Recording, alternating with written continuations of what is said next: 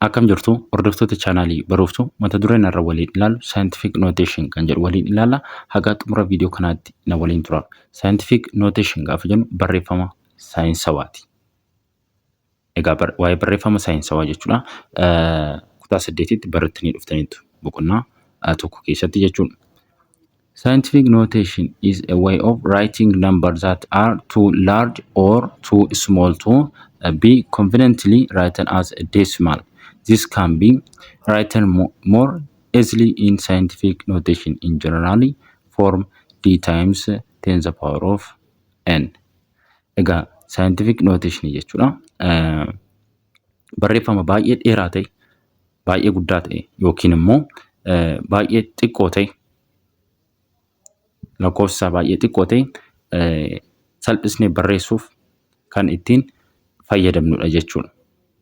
Fakkeenya fudhattan lakkoofsa kana jechuudha. Lakkoofsa kana yoo fudhattan meeqa kun 0 1 2 3 4 5 6 7 8 9 kana yoo fudhattan jechuudha. Kana karaa salphaa ta'e barreeffamni kun baay'ee dheeraadha, baay'ees guddaadha. Karaa salphaa ta'e scientific notation dha yeroo barreessitan maal gootu? Tokko baay'isu 10 paaworii meeqaati? 9ti. Kana akkuma argitan gabaabumatti kana barreessinaa jechuudha. Salphaadhaan akkasiin barreessuu dandeessu gabaabsitanii jechuudha. Scientific notation kanaaf nu gargaara jechuudha. Lakkoofsa baay'ee guddaa ta'e tokko karaa salphaa ta'een akka barreessinu kan nu fayyadu jechuudha. Lakkoofsa baay'ee xiqqaa ta'es fakkeenyaaf 0 tuqaa 0 0 0 0 0 0 0 0 kan fudhattan 0 samiqra dhumarra tokko keessan jechuudha. 1 2 3 4 5 6 7 8 9 kana maal gootu? Tokko baay'isu 10 paaworii negatiiva 9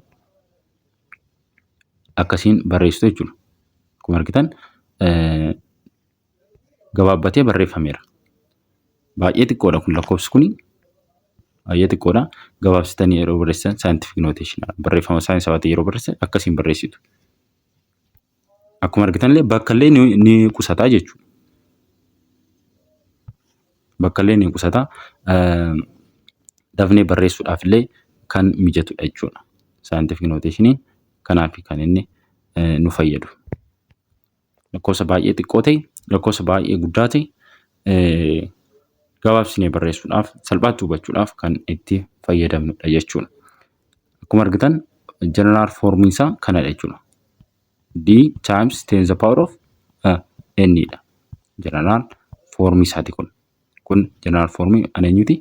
Scientific notation iti. General form barreeffama saayinsawaati jechuudha. Where d is decimal number between 0 and 10 that is round off to a few decimal place.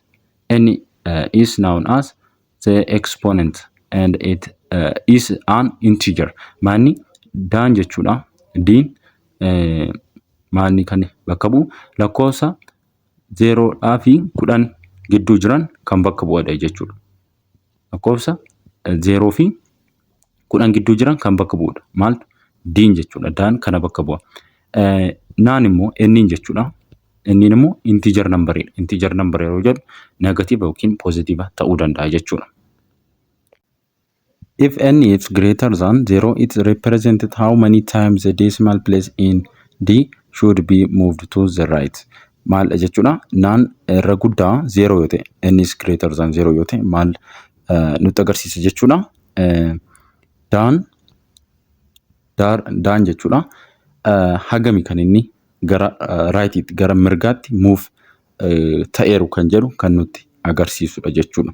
If n is less than 0, then it represented how many times the decimal place in d should be moved to the left. Inni kun immoo gara bitaatti jechuudha. Hagami kan inni gara bitaatti move ta'eeru kan jedhu nutti hima jechuudha. Fakkeenya fudhattan 3.2 3.2 4 baay'isuu 10 the power of 3 mitire. Kuni asitti gaa n keenya maalla? N 3dha. N 3dha. 3 immoo irra guddaa 0ti. Irra guddaa 0 kana jechuun gaa hagami kan inni Daan jechuudha gara mirgaatti inni muuf ta'eeru kan jedhu nutti hima jechuudha. Gara mirgaatti sadii kan inni muuf ta'eeru. Sadii mitiire sadii gara mirgaatti inni muuf ta'eeru kana jechuun gaa as decimal place irraa jechuudha. Sadii tuqaa 2 4 baay'isuu 10 the power of sadii jedhamtire sadii kan inni muuf ta'eeru jechuudha decimal place irra. Decimal place asidha. Kanaafuu tokko yeroo muuf ta'u asidha ta'a. 2 yeroo muuf ta'u immoo as ta'a. 3 yeroo muuf ta'u immoo as 0 dabaltu jechuudha. Kanaafuu maal ta'a? Jechuudha. 3 2 4 0 ta'a. Kana ta'a jechuudha. Kanaafuu the decimal moved 3 place to the right gara mirgaatti maal ta'e jechuudha? Muuf ta'e jechuudha. Sadi muuf ta'e.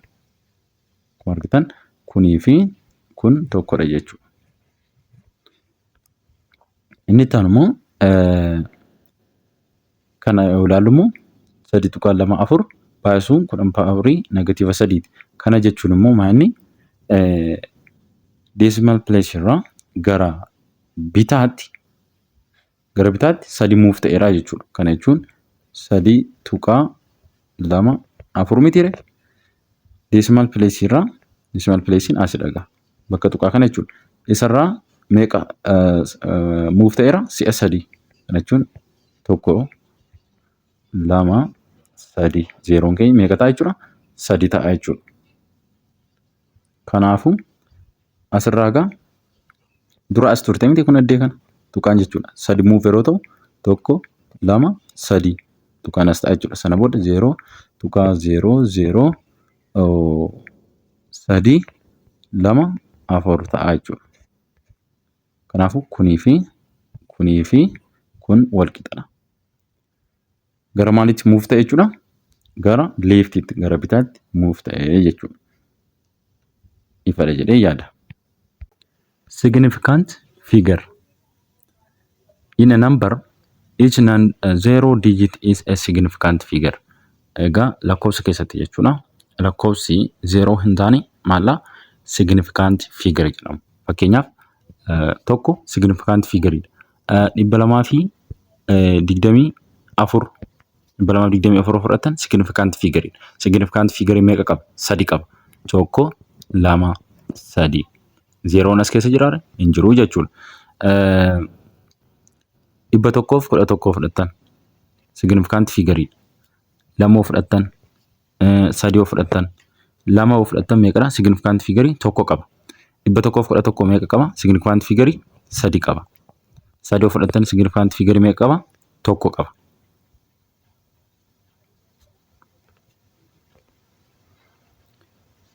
Zeros are only counted if they are between two non-zero digits or are at end of the decimal party.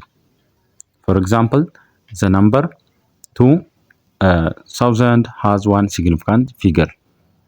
The two, but 2000.0 has 5 significant figure. Asirratti gaa maanni lakkoofsi nan zero digit warra hin jenne jechuudha. Isaan significant figure zero kan ofirraa hin qabne jechuudha. Fakkeenyaaf amma 100 jechuudha. Significant figure isaa tokkodha. Maaliif zero ofirraa waan qabuuf jechuudha. Zeroon hin lakkaawwamu gaa yeroo kan zeroon kan lakkaawwamu yeroo kam jechuudha? Yeroo lakkoofsota lamaan gidduu jiru. Fakkeenyaaf 2001 fudhatan yeroo kana hin lakkaawwama jechuudha. Kun 2001 kun significant figure meeqa qaba? 4 qaba. 1 2 3 4 yeroo lakkoofsi zeroon jechuudha. Zeroon lakkoofsota lamaan gidduu jiru ni lakkaawwama. Lakkoofsi nan zero ta'uu qaba gaa. Nan zero ta'uu qaba. Kan inni lakkaawwamu jechuudha. Fakkeenyaaf asitti ilaaltan kumni lamni kun significant figure meeqa qaba? Tokko qaba. Innis maalla? Lamadha jechuudha. Asirratti dhibbi tokko meeqa qaban isin jedhee significant figure tokko qaba. Innis maalla? Tokkodha jechuudha. 5,000 yoo fudhattan amma 5,000 osoo fudhattanii amma 5,000 significant figure meeqa qaba? Tokko qaba. Innis maalla? 5dha. 5,000 tokko 5,000 tokko fudhattan immoo significant figure meeqa qaba? Tokko, 2, 3, 4 maaliif lakkoofsota gidduu waan jiruuf jechuudha zeeroon kun. Yeroo kana ni lakkaawwama jechuudha. Akkasuma immoo decimal partii irra jira yoo ta'e kana jechuun dhumarra jechuudha pointii qaba yoo ta'e tuqaa qaba yoo ta'e immoo innis ni lakkaawwama jechuudha. Fakkeenyaaf asitti akkuma argitan 2,000 fi 2,000 tuqaa 0 jedha. Asitti yeroo kan ni lakkaawwama jechuudha 0. Ni lakkaawwama 0. Ifadhaa miti? Fakkeenya akka biroo isiniin fudhadha. 100 fi 100 fudhadha. Significant figure meeqa qaba? 3 qaba. Maaliif? Lakkoofsota lamaan gidduu waan jiruuf jechuudha 0. 100 significant figure meeqa qaba? Tokko qaba. Innis eenyudha? Lakkoofsa tokko jechuudha. 100 fi 1 tuqaa 0 no. Significant figure meeqa qaba? 1, 2, 3, 4 yeroo kana ni lakkaawwama jechuudha. 4 qaba. Ifadha miti? Ifadha jedhee yaada. You estimate a number like this by removing significant figure from the number, starting from the right until you have a desired number of significant figure. Rounding as you go. For example, 6.824 has a significant figure. But if you wish to write it to 3 significant figure, it should be mean removing 7 and round up, so it would be 6.83. Egaa kun immoo round gochuudha. Gara lakkoofsa barbaanne sanatti siqsuu jechuudha. Fakkeenyaaf kun significant figure meeqa qaba? Significant figure meeqa qaba? 4 qaba. Kuma ilaaltan jechuudha. Significant figure sadiin barreessuu barbaanne waan ta'eef isa 4 kana jechuudha. Maal goona? 6 tuqaa 8. Egaa significant figure meeqaan barreessina? 3 mitire. Sadaffaa irratti kan jiru eenyudha? 2dha. Lamni kun immoo 2 kanatti aaneeti immoo eenyu jira? 7 jira. 7 immoo meeqaa olidha? 5 olidha. 5 olidha waan ta'eef maal ta'a? Ishii kana 2 kana jechuudha 3 godha jechuudha. Kanaafuu 3 jennee barreessina. Kanaafuu significant figure sadiin yeroo barreessinu kana ta'a jechuudha. Kun akkuma asirratti argitan. Ifadha jedhee yaada. Kan ifa isiniin taane koomentii jalatti naa barreessuu hin dagatinaa. Inni itti aanu osoo gara biraatti hin darbiin exercise 2.4 ilaalla. Write 0.00000125 in scientific notation to 3 decimal place. Maanigaa scientific notationiidhaan barreessina jechuudha amma isa kana. Akkamiin barreessina jechuudha? 1 tuqaa 2 6 maaliif asitti ishiin kun 3 decimal place waan jedheef 3 ta'uu qaba jechuudha. Significant figure keenya 3 ta'uu qaba.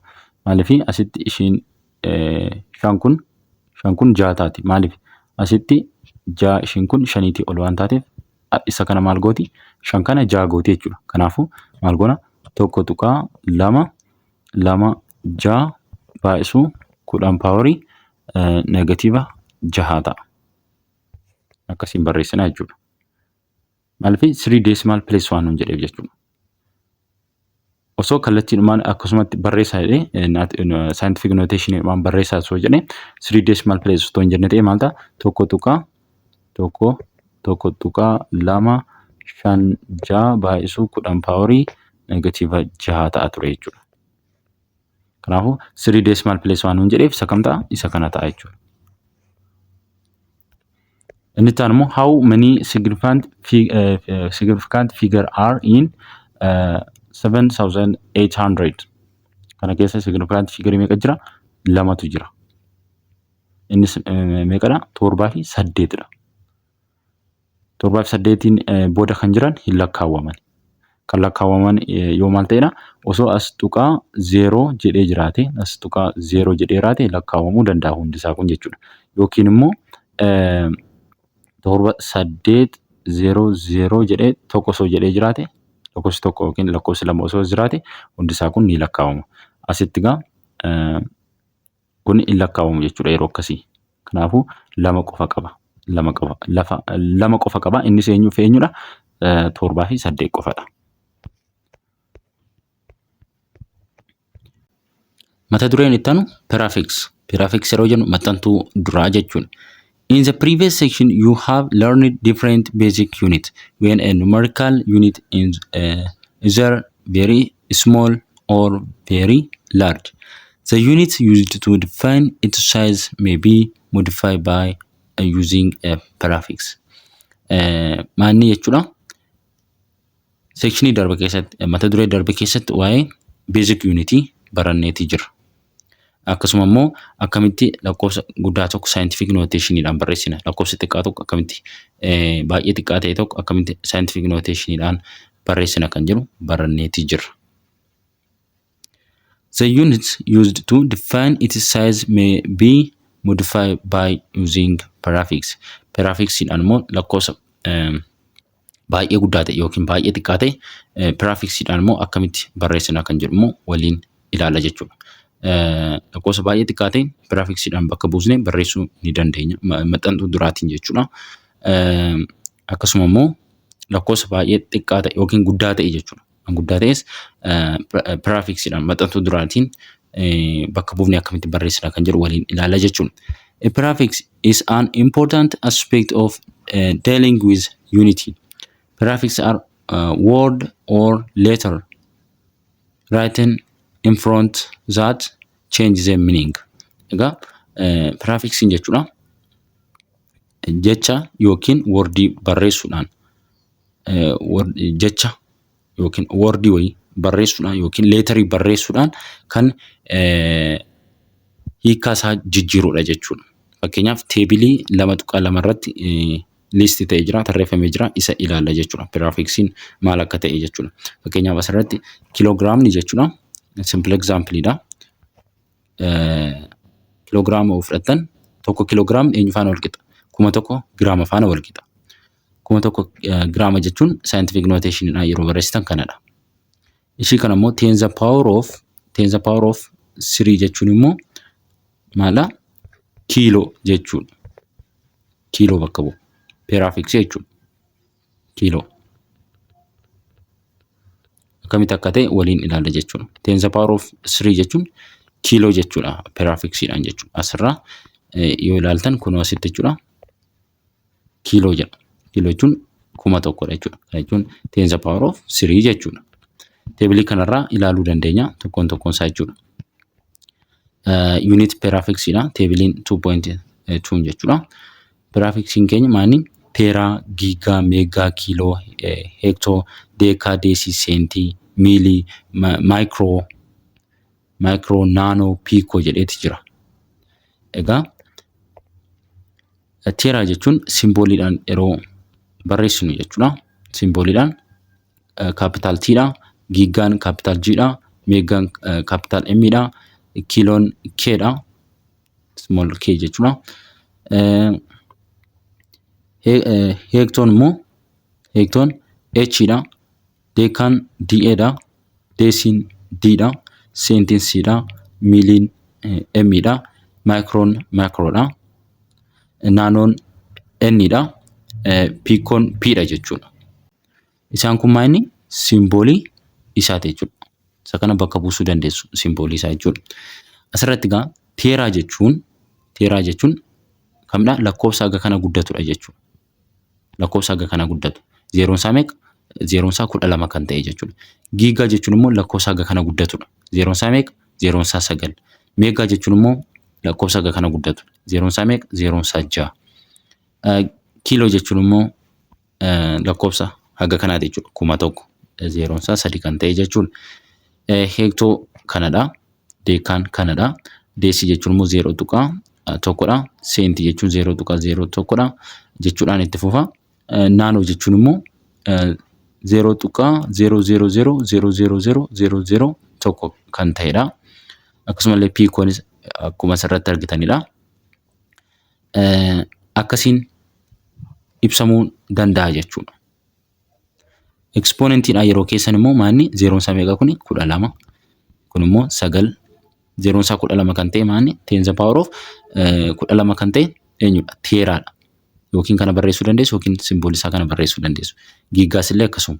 Inni immoo 10 power of ekspoonentiidha yeroo barreessan jechuudha. 10 power of 9dha. Meegaan 10 power of 6dha. Kiiloon 10 power of 3dha. Heektoon 10 power of 2dha jechuudha. Akkasumatti asii gadee dhuftu deekaanis ni jira 10 power of 1dha. Deesiin immoo 10 power of negative 1dha. Seentiin 10 power of negative 2dha. Asuma gadee akkasiin dhuftu. Naanoo piikoonis immoo naanoon immoo meeqadha? 10 power of negative 9dha. Piikoon 10 power of negative meeqadha? Negatiiva meeqadha? Negatiiva 12dha. 10 power of negatiiva 12 jechuudha piikoon. Egaa lakkoofsota hammana gurguddatan yookiin immoo hammana xixiqqaatan jechuudha. Kamiin bakka buusuu dandeessu? Ishii kanaan bakka buusuu dandeessu yookiin teeraa jechuudhaan yookiin wordii kana xaafuudhaan yookiin simboolii kana leetarii kana xaafuudhaan bakka buusuu dandeessu jechuudha.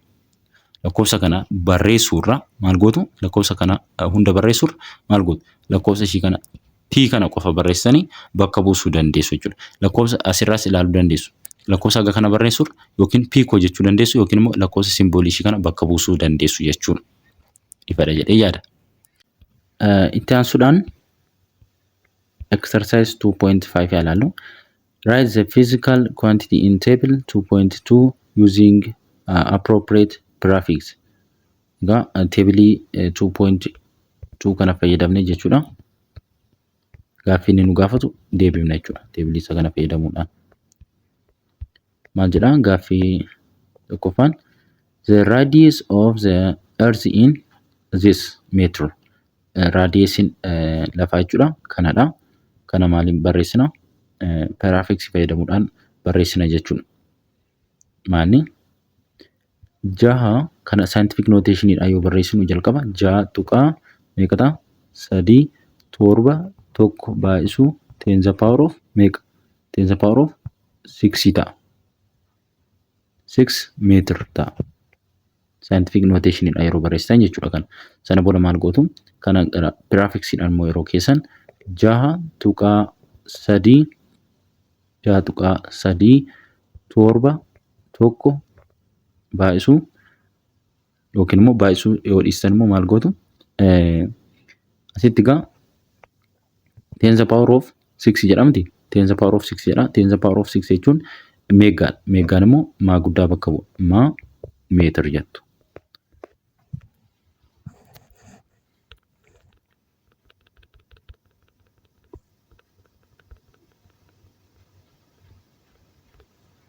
Maal gootu jechuudha? Kana scientific notationidhaan barreessitu jalqaba 6 tuqaa 3 7 1 baay'isuu 10 paaworii 10 paaworii meeqaati? 6 ta'a. 6 meetira ta'a. Kun scientific notationidhaan yeroo barreessitan kana ta'a jechuudha. Barreeffama saayinsawaatiin yeroo barreessitan kana jechuudha. Sana booda prefix immoo yeroo fayyadamtan 6 tuqaa 3 7 1 maal ta'a? 10 paaworii 6 jechuun meeqadha? Maaldha jechuudha? 10 paaworii 6 jechuun meegaa jechuudha. Meegaan immoo maa guddaa bakka bu'a. Maa guddaa barreessanii meetir jettu jechuudha jala ishiitti. Kana ta'a. 6 tuqaa 3 7 1 meegaa meetirii ta'a jechuudha. Inni itti aanu immoo maal jedha? The diameter of our hair in 0.00000075 meter jedha. Immoo diameetirii rifeensa mataa keenyaa jechuudha. Maal ta'a? 7.5 baay'isuu 10 the power of -6 ta'a. Scientific notation dha yeroo barreessitan jechuudha kana. Sana booda maal gootu?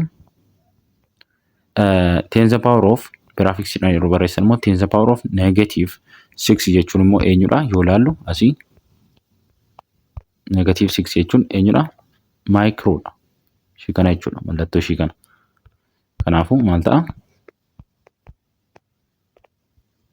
7.5 micro barreessitanii micro erga barreessitanii maal ta'a? Meetira ta'a jechuudha. Akkasiin barreessitu jechuudha. Itti aansuudhaan key conceptii kanaa ilaallu.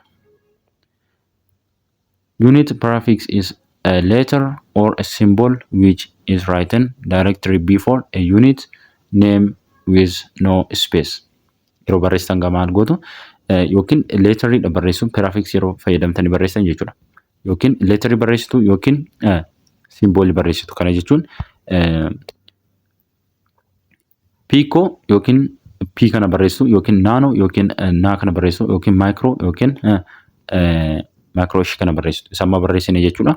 7.5 maayikiroo meetir jennee barreessine miti. Maayikiroo ishii kana yookiin 7.5 maayikiroo jettanii barreessuu dandeessu. Maayikiroo meetir jettanii barreessuu dandeessu. Akkasittiinis barreessuu dandeessu. Akkasittiinis barreessuu dandeessu jechuudha. Otoo gidduu isaanii ispeesii hin galchin. Gidduu isaanii bakka duwwaa osoo hin godhin jechuudha. Scientific notation, a system in which numbers are expressed as a product consisting of a number between 1 and 10 multiplied by an appropriate power of 10. Egaa scientific notation formii kanaatiin kan barreeffaman jechuudha. D times 10 the power of n dha. D'n lakkoofsa kana gidduu jiran jechuudha. D'n kana gidduu kan jiranidha. D'n kun immoo eenyu faana kan inni baay'atu? Paawarii 10 the power of n kanaan kan inni baay'atu jechuudha. In a number, each non-zero digit is significant figure. In a number, each non-zero digit is a significant figure. Egaa lakkoofsa keessatti jechuudha. Lakkoofsi 0 ofirraa hin qabne hundisaayyuu maanni significant figure dha. 0 kan hin qabne jechuudha digit isaa keessatti. 0 kan ofirraa hin qabne lakkoofsa keessatti maalla significant figure dha. Fakkeenyaaf 225 yoo fudhattan 1243 yoo fudhattan isaan kun maanni significant figure dha jechuudha. Significant figure 225 kana 0 tootti dabalaa ooltanii maanni significant figure insa sadumadhaan jijjiiramu. Garuu asitti tokko yootti dabaltan dhumarratti significant figure isa maalla meeqa ta'a? 1 2 3 4 5 6 7 8 ta'a jechuudha. Ifadha jedhee yaada. Egaa viidiyoo taanuun 2.2 measurement and safety kan jedhu walitti deebina. Aga viidiyoo sana walitti deebinutti nagaan naa tura.